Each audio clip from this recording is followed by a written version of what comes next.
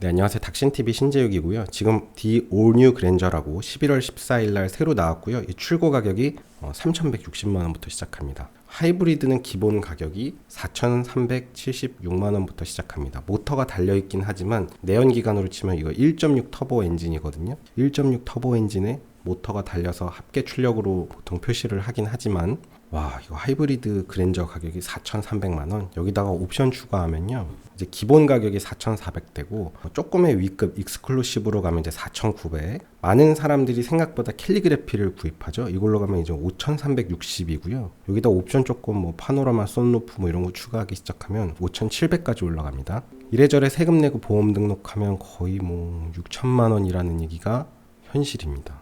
그거는 하이브리드라서 그렇지 일반은 그렇지 않다. 그렇지도 않죠. 일반 그랜저도 기본 깡통은 3,700부터 시작하지만 가격표를 보시면 그건 이제 기본 모델이고 조금의 위급 익스클루시브로 가면 4,280만 원부터 시작하고, 생각보다 많은 사람들이 캘리그래피를 구입한다고 했죠. 그럼 4,690입니다. 여기다가 옵션 좀 넣기 시작하면 진짜 그냥 5천만 원짜리 차가 됩니다.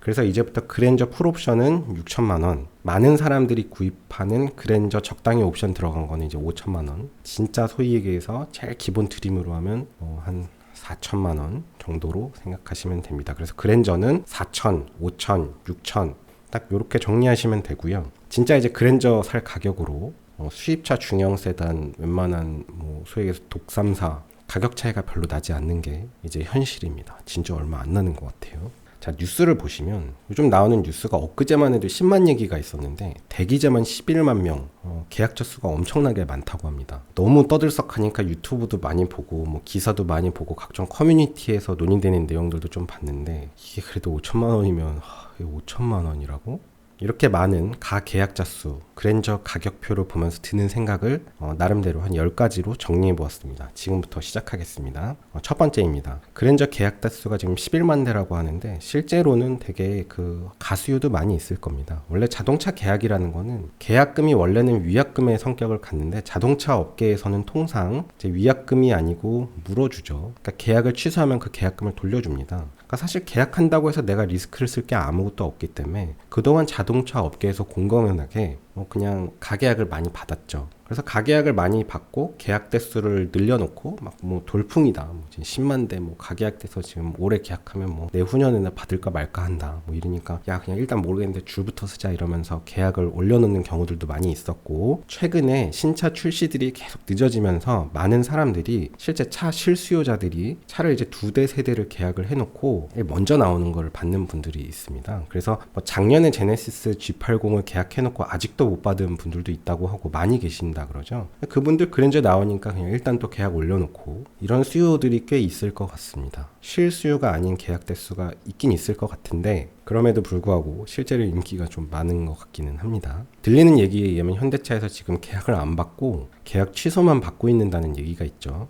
이게 도대체 왜 이렇게 계약이 많이 되지? 저는 고민을 많이 했는데 이만한 대안이 별로 없다고 볼 수도 있을 것 같은데, 어떤 사람들에게는 제네시스 G80 같은 경우는 크기가 이제 너무 크다고 느끼시는 분들도 있고요. 제네시스 G70으로 가자니 이건 좀 너무 컴팩트해서 우리나라는 또 차 크기를 되게 중요시하니까 구입하기 좀 애매하다고 생각할 수 있고, 그래서 제네시스는 가격도 좀 조금은 부담스러운데 그렇다고 해서 이제 수입차를 가자니 또 수입차에 대한 막연한 거부감이 있는 분들도 있죠. 약간의 진입장벽을 느끼는 분들도 있습니다. 뭐 보증이 끝난 후에 수리 문제라든지 막연하게 이제 수입차를 싫어하는 분들도 있고, 뭐 공무원 사회에 있다든지 뭐 회사 생활을 하는데 뭐 여러 가지 좀 주변 사람들 상황을 봐야 된다든지, 제네시스는 너무 비싸거나 크기가 애매한 사람들도 있고, 소나타로 가자니 이거는 좀 너무 대중화된 느낌이고, 그래서 사실 뭐 살려고 놓고 보면 뭐 그랜저만한 차도 대안이 없는 상황이 많이 있을 것 같긴 하고요. 그래서 그렇게 치면은 그냥 그랜저라는 거 말고는 대안이 없는 소비자들도 있을 것 같고, 이게 완전히 풀 체인지 되는 그랜저니까 그동안 기다려왔던 그랜저에 대한 누적 수요들이 이제야 터져 나오는 걸 수도 있을 것 같긴 합니다. 그 다음에 이제 5번째로, 그랜저라는 거 자체는 어떤 대명사 같은 게 있죠. 우리가 물건을 살 때 그 절대적인 가격도 중요한데 가격이 비싸다고 해서 무조건 안 사진 않아요. 가격이 비싸도 그만한 가치가 있는 물건은 비싸지 않죠. 굉장히 가치 있는 물건이라면 비싸도 산단 말이에요. 대표적으로 뭐가 있을까요? 요즘에 뭐 롤렉스 시계 같은 게 약간 구하기 힘들어서 품귀 현상도 있고 그런데 우리가 뭐 롤렉스 시계 이런 거는 뭔가 되게 환금성이 좀 강하잖아요. 괜히 어설픈 거 사느니 야 잘 모르겠으면 그냥 롤렉스 무슨 시계 사 그러면 그냥 그 돈가치는 해. 그만큼 누적된 브랜드의 가치가 아예 없지도 않고 뭐 그만한 게 없어. 그래서 사실 시계의 어떤 실수요자 입장에서 볼 때는 뭐 이거저거 사고 고민하느니 아이 모르겠다 그냥 뭐 그거 사자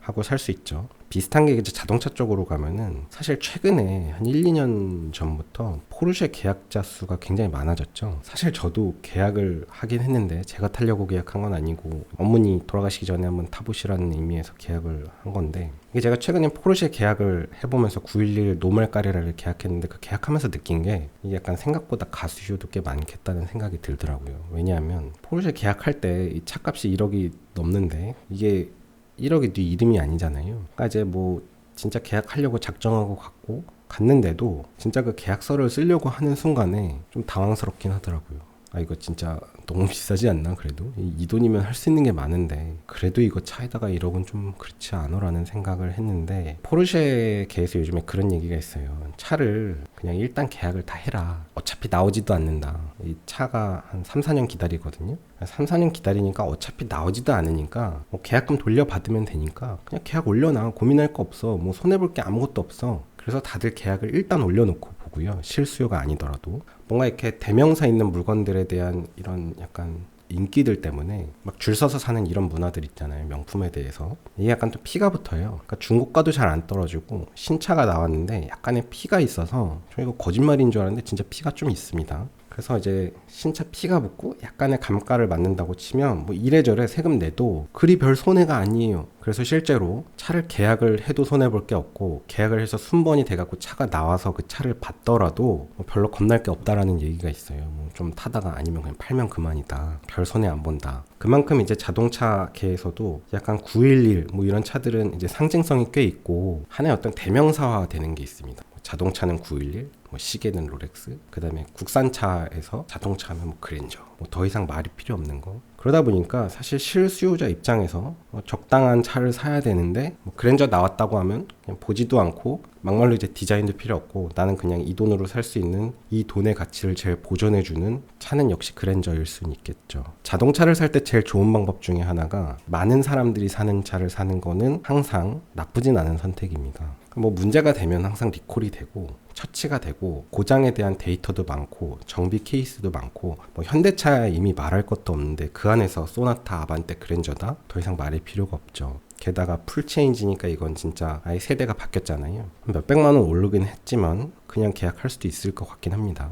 이게 이제 그랜저라는 막강한 브랜드 가치고요. 그 다음에 사실 좀 할부 구입자들도 많겠죠. 저는 사실 이게 5천만 원이면 통장에서 진짜 현찰 5천을 빼서 차를 산다는 게 뭐 방송에서 이런 얘기하기 좀 그렇지만 좀 재수없게 보일 수도 있는데 죄송한데 저는 그래도 조금 뭐 여유가 조금 있는 편이라고 생각하고 그런 편임에도 전 사실 이거 5천만 원 생돈 주고 차를 산다는 게 되게 좀 비싸게 느껴지거든요. 그런데 그게 또 그랜저다? 내 통장에서 5천만 원 빠져나간다는 거에 대한 상당한 부담감이 있는데 생돈이 최근에 이제 대한 뉴스인데요. 계약자의 30%가 지금 자동차 가계약을 취소하고 있다고 하죠. 그러니까 이게 할부로 차를 구입해냈는데 할부 금리가 높아지니까 차를 이제 취소하는 사람이 많다는 거고요. 그러니까 사실 이 5천만 원을 완전히 완납하고 사지 않는 사람들도 좀 많이 있나 봅니다. 저는 이걸 당연히 다 현찰 내고 살 것 같은데 그래서 약간 할부 개념으로 일부 선납하고 나머지 할부 처리하면 그게 또 얼마 안 비싼 것처럼 느껴져서 그냥 덤벼드는 사람들도 있을 것 같고 항상 말씀드리는데 우리나라 사람들 보면 제가 느낄 때는 되게 자동차 구입에 대한 가격 민감도가 생각보다 좀 떨어지거든요. 제가 SCV라는 표현을 쓰는데 우리가 물건 살 때 막 쿠팡에서 돈 아껴갖고 구입하고 마트 가서 가격 비교하면서 사고 배송비 몇천 원 아끼려고 난리치고 뭐 배달의 민족 배달 비용 3,000원 4,000원 비싸다고 막 그러는데 치킨값 2만 원 3만 원 비싸고 그에 비해서 자동차 가격 몇천만 원 거기다가 옵션으로 막 몇백만 원 들어가는 거에 대해서는 사람들이 생각보다 되게 가격이 안 민감하더라고요. 막 자동차는 프로비지 이런 문화가 팽배하고 한 번 사는 건데 이 옵션들은 넣어야 된다면서 사람들이 옵션을 되게 빠방하게 넣고 차를 삽니다. 이렇게 열심히 돈을 다 벌어가지고 5년에서 10년 주기로 현대자동차 신차를 구입하면서 여지껏 번 생돈을 다 갖다 때려박는 뭔가 이런 열심히 미네랄을 계속 이제 커맨드 센터에다 계속 갖다 주고 있는, 그래서 이렇게 내수 발전에 이바지 해주시는 분들이 되게 많은 것 같아요. 유독 자동차를 구입하는 거에 대해서는 좀 가격 민감도가 다들 좀 많이 떨어지는 느낌이 있습니다. 비싸지 않아? 야, 이거 뭐 여지껏 우리가 그렇게 근검절약하면서 생활했는데 이 옵션 하나에 막 백몇십만 원을 태워? 그렇게 좀 어리둥절할 때가 많이 있고요. 그 다음에 우리나라는 차종 변경이 좀 회전율이 되게 높습니다. 유럽 같은 데서 가보면은 되게 오래된 똥 BMW, 똥 아우디, 똥 폭스바겐, 진짜 오래된 골프, 뭐 오픈카인데 소프트탑은 너덜너덜해서 비 오면 저 비 새지 않을까 싶게 생긴 그런 오픈카들 유럽, 독일에 가면 많이 돌아다니더라고요. 근데 우리나라는 독일 차들도 예를 들어서 한 세대만 지나도 거의 완전 똥차 취급하고 거의 보기가 힘들고 한 두세 대 지나면 다 수출되죠. 실제로 우리나라 LF 소나타 택시로 쓰이는 거는 기본 뭐 50만 킬로까지 뛰는데 일반인들 자동차 중고차 업계에서는 10만 킬로만 뛰면 완전히 저기서 썩차로 분류되죠. 뭐 중고차를 좋아하는 입장에서는 그런 분들이 많아서 참 감사하게 생각합니다. 신차를 많이 뽑아주고 자꾸 차를 바꿔주고 이러니까 중고 물량이 쏟아져 나오니까 저처럼 이제 중고차를 좋아하는 입장에서 뭐 정말 감사하게 생각하는데요. 차에 대한 변경 회전율이 좀 너무 높은 것 같습니다. 10년 되면 그냥 무조건 차를 바꾼다든지. 제가 오늘도 출근할 때 탔던 차가 2011년식 18만 킬로 뛴 중고 520D인데요. 거의 20만 킬로를 다 뛰어가고 있고 연식으로 치면 2011년식이니까 이게 지금 11년이 됐어요. 11년. 뭐 소위 얘기해서 뭐 온라인에서는 이제 무슨 그 수리비 무쇠들 있잖아요. 수리비 폭탄 터진다고 뭐 그런 분들 많이 계시지만 실제로 뭐 수리비가 그렇게 많이 들지도 않고 연비는 고속도로 들어가면 1리터당 한 20km 이상 달리고 잡소리 하나도 없고 차가 너무 멀쩡해서 사실 이제 인생이 짧고 그냥 억울하니까 차를 바꾼다면 저도 바꾸긴 하겠지만 차만 놓고 보면 바꿀 이유가 하나도 없거든요. 제가 2011년식 차인데 18만 킬로 뛴 차니까 2011년식이면 2011년에 구입한 거잖아요. 그 차가 이제 개발되기 시작한 건 실제로 거의 2000년대 초반 차란 말이에요. 거의 2000년대 초반 차인데도 아직도 그렇게 멀쩡해. 지금 이 내연기관 차들이 뭐 발전돼봐야 얼마나 발전된다고. 사실 뭐 들어가는 엔진이나 미션이나 뭐 차대들이 소소한 발전은 있을지언정 그렇게 갈아치워야 되는 물건인가 5년 10년 주기로 라는 거에 대한 좀 의문이 있습니다. 우리나라가 차 변경에 대한 회전율이 빠르고요. 약간 좀 전자제품 보듯이 보는 느낌이 있습니다. 핸드폰 바꾸듯이. 실제로 그랜저를 보면 굉장히 디지털화된 어떤 전자장비 옵션들이 많고 그런 거를 굉장히 강조하는 모습을 보입니다. 제가 딱히 이 차의 흥미를 솔직하게는 많이 느끼진 못하는데 뭐 이 차에 대한 아무런 감정은 없고요. 일개 그냥 평범한 한 사람으로서 막 이건 진짜 바꿔야겠다라는 생각이 막 들진 않습니다. 이 차가 요즘 나오는 차들 중에서는 제일 괜찮겠구나. 이런 전자장비 옵션이나 이런 측면에서 볼 때는 전 세계에 이만큼 잘 만들고 완성도가 높은 차도 별로 없겠구나. 디자인으로 놓고 볼 때는 이제는 웬만한 수입차들 따라하는 느낌보다는 정말 독자적으로 밀고 가는 느낌이 있네 라는 생각도 들고 이거 진짜 이제부터는 진짜 미국 시장에 나가면은 웬만한 뭐 일본 차들보다 사실 더 상품성이 이제는 진짜 훨씬 더 높겠다라는 생각이 들기도 하는 상황인데 그럼에도 불구하고 저는 막 이렇게 바꾸고 싶다는 생각이 들지 않더라고요. 저도 막 계속 고민해봤어요. 막 유튜브에서는 사람들이 막 좋다고 난린데 막 계약자 수는 11만 명이나 된다는데 나는 왜 막 바꾸고 싶다는 생각이 들지 않지? 제가 타고 있는 차가 이제 두 대인데 2011년식 중고 520D랑 2015년식 중고 520D 중고 520D 지금 두 대 운영하고 있는데 사실 별로 바꾸고 싶다는 생각이 그리 들진 않거든요. 그 이유가 뭘까 좀 곰곰이 생각해봤는데 첫 번째는 좀 전에 말씀드렸던 것처럼 생돈 5천만 원을 태운다는 거는 저에겐 좀 부담스럽게 느껴집니다.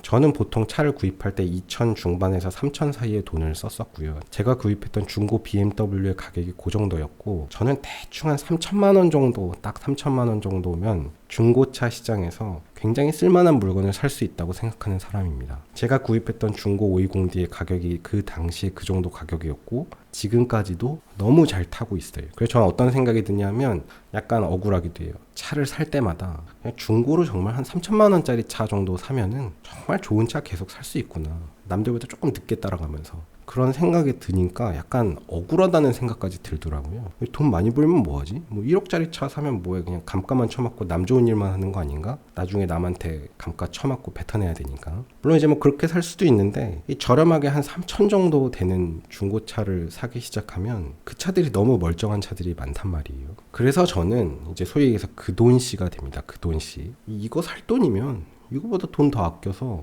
굉장히 멀쩡한 중고차들 살 수 있고, 사실 이제 뭐 3천만 원만 돼도 좋은 차를 산다는 얘기는 한 4천 정도 되잖아요. 대안이 너무 많습니다. 그러면 뭐 5천이 되면 말할 것도 없고 훨씬 더 좋은 차들을 살 수 있죠. 5천 정도 되면 저희 부모님이 구입했던 차가 한 4년 정도? 한 4, 5년 정도 된, 정확히 연식이 얼마인지 기억이 안 나네. 한 9만 5천인가 10만 정도 뛴 벤츠 E클래스 E400을 얼마 전에 구입했는데 그게 한 4,900 정도 했거든요. 뭐 연식도 그 정도면 오래됐다고 생각하지 않기 때문에 기회비용을 생각하면 그러니까 이 돈 자체가 비싼 걸 떠나서 야, 그 돈이면 다른 물건들이 너무 좋은 대안이 많은데, 이런 중고차에 대한 약간의 다른 시야가 있기 때문에 상대적으로 이 생돈 5천만 원을 그랜저에다 태우는 건 좀 비싸다고 느끼는 것 같고요. 그 돈이면 다른 대안을 생각하기 때문에, 그러면 또 이제 그 돈 무새들이 등장을 합니다. 맨날 뭐 그 돈 거린다. 근데 왜 그 돈 거리는 걸 뭐라 그러는 거죠? 저는 맨날 댓글에다가 그 돈씨 그러면서 그 돈이면 다른 거 산다고 얘기하는 거에 대해서 약간 비아냥거리는 사람들이 있는데요. 여러분 돈 쓸 때 기회비용 생각 안 하나요? 그 돈이면 살 수 있는 다른 물건을 비교하는 게 왜 잘못된 거죠? 그 돈이면 살 수 있는 다른 대안도 생각해 보세요. 저는 생각합니다. 그 다음에 최신 전자장비 필요성에 대한 좀 부재를 느끼는데, 고속도로 주행할 때 보조장치, 차간 거리 유지를 시켜준다든지, 그게 사실 왜 필요한지 잘 모르겠고, 뭐 스탑앤고까지 연동이 돼갖고 시내 주행할 때도 크루즈를 켜고 당긴대요. 그래서 앞차가 쓰면 차가 알아서 쓰고, 앞차가 출발을 하면 살짝 가속 페달만 밟아주면 이제 또 출발을 하기도 하고, 막 그게 없으면 시내 주행을 못 한대요. 사실 저는 솔직히 그게 별로 이해가 가지 않고, 뭐 고속도로를 주행하면서 깜빡이를 켜면 차선 변경을 보조를 해준대요. 우리가 차선을 변경하는데 뭐 얼마나 그런 많은 ATP가 든다고. 나는 고속도로를 운전을 할 때 두 손을 핸들을 아직 안 잡고 있는 게 아직은 이해가 안 가고, 자율주행이라는 게 정말 이제 에비던스가 쌓이고 데이터가 쌓여서 사람이 운전하는 것보다, 아니 숙련된 사람이 운전하는 것보다 사고율이 훨씬 더 적다 라는 게 이제 확실하게 데이터가 쌓이고 인증이 될 때쯤이라면 모르겠는데, 그쯤 되면 이제 내가 운전하는 것보다 그냥 기계에 맡기는 게 낫겠다 라는 생각이 든다면 제가 아직 모르겠는데, 아직은 그런 것 같지 않습니다. 사실 저는 두 손을 잡고 운전하는 걸 좋아하고요. 뭐 LED 이런 것들이 뭐 있대요. 이 LED가 막 엄청나대요. 뭐 되게 디테일이 좋고, 깜빡이를 옵션을 더 넣으면 깜빡이 이렇게 켜지는 게 있습니다. 막 그게 막 멋있대요. 사실 솔직하게는 저는 그게 왜 그렇게 중요한지 잘 모르겠습니다. 그게 그렇게 중요한가? 그러니까 옛날 차들 보면 할로겐 라이트들은 좀 옛날 차 같잖아요. 제가 그거까진 인정. 그 이후에 나온 LED 라이트들은 다 예쁘잖아요. 그래서 딱히 그렇게 옛날 차 같아 보이지 않습니다. 뭐 실내에 이런 계기판 클러스터들이 디지털화 되는 거라든지, 후면에 브레이크 등이 이렇게 들어온다든지, 뭐 좋은데 그게 이렇게 차를 바꿔야 될 정도의 요소가 된다고 느끼진 않고요. 게다가 이제 요즘에 뭐 지문인식으로 시동을 건다든지, 그다음 뭐 HUD가 있어서 정보를 많이 표시해 준다든지, 혹은 뭐 프레임리스 도어라든지, 그런 게 막 엄청 중요하다고 생각하지는 않습니다. 차를 막 바꿔야 되는 요인이라고는 생각이 들진 않고요.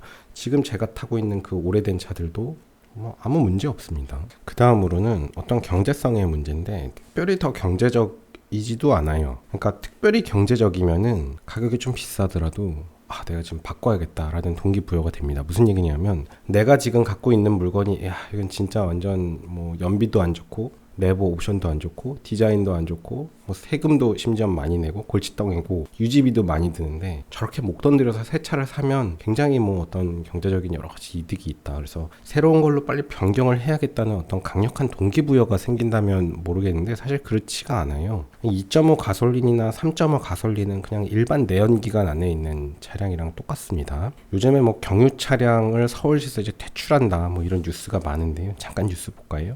며칠 전에 제가 방송한 건데, 서울시에서 이제 4등급 경유 차량을 2025년도, 지금이 2022년도니까요. 불과 3년 뒤에는 4등급 경유 차량을 4대문 안에 못 들어오게 한다. 그 다음에 30년도부터는 서울 전역에 못 들어가게 한다 뭐 이런 게 있습니다. 근데 이게 경유차만의 문제가 아니에요. 사실 내연기관차 모두 다 해당됩니다.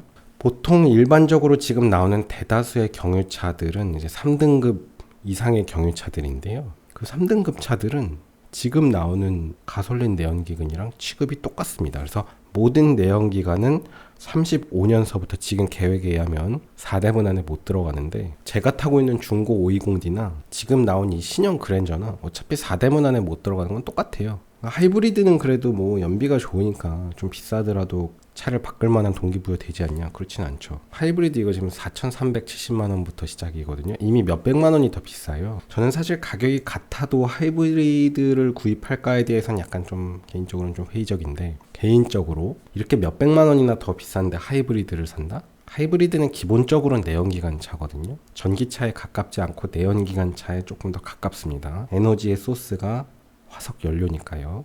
사실 내연기관 차인데 얘는 약간 연비가 좋지만 이 추가된 비용을 회수하려면 주행거리가 꽤 많아야 되고 꽤 많은 시간이 흘러야 됩니다. 정확하게 얘기하면 하이브리드의 진가는 시내 주행에서 발휘되기 때문에 시내 주행에 주행거리가 많아야 돼서 일반인이 하이브리드로 본전을 뽑는 게 그리 쉬운 일이 아니에요. 고속도로 위주의 주행을 한다면 그 진가가 발휘되는 상황이 많이 줄어들고, 그래서 뭔가 이렇게 새로운 차가 나와서 내가 지금 거를 유지하고 있는 게 되게 손해인 생각이 들고 바꿔야겠다는 동기부여가 강하게 드냐? 그렇지도 않습니다. 또 한 가지, 이제 마지막 한 2개 남았는데, 이 5천만 원이라는 돈에 계속 이제 그 돈씨가 돼요. 제가 아까 중고 얘기도 했고, 막말로 얘기해서 지금 타고 있는 차를 더 유지하고 그 5천만 원 갖고 어떤 투자를 했을 때 기회비용이 있잖아요. 그냥 은행 돈으로 갖고 있을 수도 있고, 이게 차를 구입하면 감가를 맞으니까 계속 줄어드는 돈인데 5천만 원은 이거 되게 큰 돈이란 말이에요. 그냥 은행에 그대로 갖고 있으면 요즘에 금리가 오른다고 해서 단순 은행 이자의 가치도 있고, 은행 이자 해봐야 얼마 안 된다고 하지만 사실 경기가 하락할 때는 원금 보전되는 것도 되게 큰 가치입니다. 사람들이 원금 보존을 우습게 하는데 사실은 자기 자산에서 원금 보존하는 것도 그리 쉬운 일이 아니에요. 이 5천만 원을 갖고 요즘에 주식이 뭐 네이버나 카카오 뭐 삼성 뭐 이런 거 다 많이 떨어졌잖아요. 우리 뭐 10만 전자 간다 그러는데 지금 삼성전자 얼마지? 지금 삼성전자가 한 8만 원대까지 올랐다가 한 5만 2천 원 찍고서는 지금 다시 한 6만 원대 왔는데, 지금 이 5천만 원을 눈 딱 감고 예를 들어 삼성전자를 사면 5년 뒤에 어떻게 될까? 지금 타던 차를 5년 더 유지하고, 아무도 모르는데, 그건 이제 아무도 모르지만 그런 기회비용까지 고려한다면 이 5천만 원이라는 돈은 되게 큰 돈입니다. 근데 이거를 그냥 생돈을 차에다가 그냥 태우는데, 뭐 그럴 수 있는데 그게 대한민국에 11만 명이나 되는데 차를 보지도 않고 그냥 줄을 서는 사람이 그렇게 많다는 게 조금은 신기하긴 하고요. 저는 이제 오래된 중고차를 2대를 보유하고 있는데, 하나는 이제 11년식인데 하나는 15년식이고, 사실 11년식 18만 킬로 뛴 차를 조금 더 굳이 따지자면 애정이 더 있어요. 근데 이렇게 뭐 인생이 짧고 새로운 문물을 경험하고 뭐 그런 거에 대한 호기심도 있고, 저도 뭐 신차 뭐 돈 생각 안 하고 막 산다면 뭐 좋게 하겠죠. 좋은 걸 누가 싫어하겠어요. 그렇긴 한데 인생 길지도 않고, 근데 그냥 이렇게 좀 꾸진 차, 오래된 차를 이렇게 잘 고쳐서 타는 것도 그렇게 나쁘지 않습니다. 약간 즐거움이 있고, 또 차에 대한 약간 좀 정도 붙고, 차를 이렇게 계속 바꾸면 좀 정이 안 들어요. 저도 잠깐 타다 말았던 차들이 있거든요. 그런 차들은 기억에 별로 안 남고 되게 오랫동안 유지했던 차, 여기저기 많이 타고 다녔던 차, 추억을 함께 했던 차, 그런 차들이 좋은 기억으로 남아 있습니다. 옛날에 탔던 99년식 무쏘는 저한테 정말 많은 좋은 기억이 남아 있고, 비록 좋은 차는 아니었지만 신차로 구입한 게, 제가 첫 차가 2012년도에 엑센트 1.6 디젤을 샀었는데 제 마음속에는 그 차는 슈퍼카로 남아 있습니다. 현대에서 지금 나오는 차에 비하면 옵션은 뭐 형편없지만요. 지금 타고 있는 2011년식 중고 520D는 이미 18만 킬로를 뛰었고,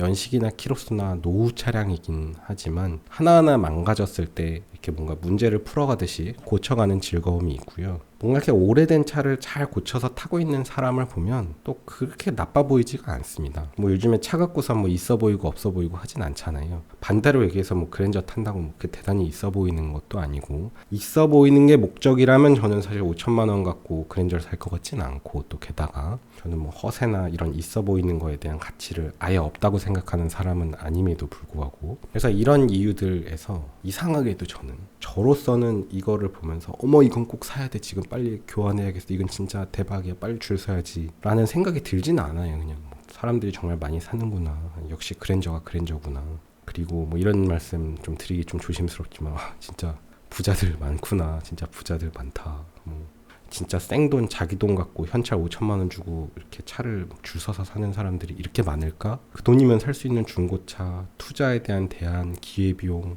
이 5천만 원 비싸지 않나? 저는 그런 생각이 듭니다.